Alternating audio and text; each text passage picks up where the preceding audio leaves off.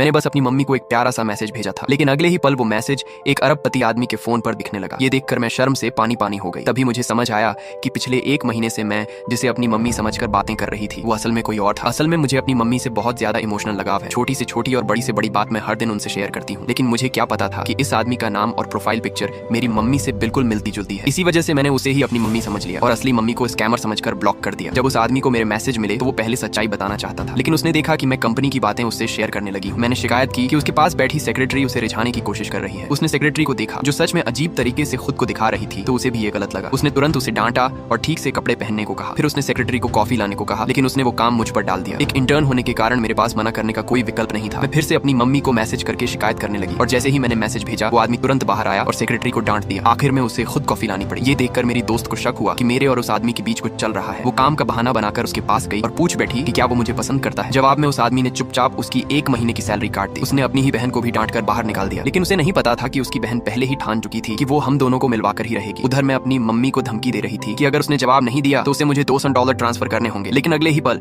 उस आदमी ने सीधे मुझे 2000 भेज दिए। ये देखकर मैं पूरी तरह हैरान रह गई। तभी सेक्रेटरी ढेर सारी कॉफी लेकर आई। मैंने मौका देखकर उसकी एक फोटो खींच ली और फिर मम्मी से शिकायत की कि वो हमेशा मुझे परेशान करती है और अगले महीने का एनिवर्सरी प्रोजेक्ट भी मुझ पर डाल दिया है। ये सुनकर वो आदमी गुस्से से भर गया और उसने तुरंत ऐलान कर दिया कि अब उस प्रोजेक्ट की जिम्मेदारी मेरी होगी। इससे सेक्रेटरी की सारी इज्जत मिट्टी में मिल गई। मेरी दोस्त को अब पूरा यकीन हो गया कि वो आदमी मुझ में दिलचस्पी रखता है। मैंने घबराकर उसका मुंह बंद किया और कहा कि ये सब बस एक इत्तेफाक है और मेरी बचपन में ही अरेंज मैरिज तय हो चुकी है। लेकिन मेरी दोस्त ने ये बात भी उस आदमी को बता दी। उसी समय उस आदमी की माँ का फोन आया। उसने कहा कि वो अपनी बचपन की मंगेतर को एनिवर्सरी इवेंट में लेकर आए। आदमी ने दरवाजे के बाहर बैठी मुझे देखा। वो मना करना चाहता था, लेकिन उसे क्या पता था जिस लड़की से उसकी बचपन में सगाई हुई थी वो और कोई नहीं बल्कि मैं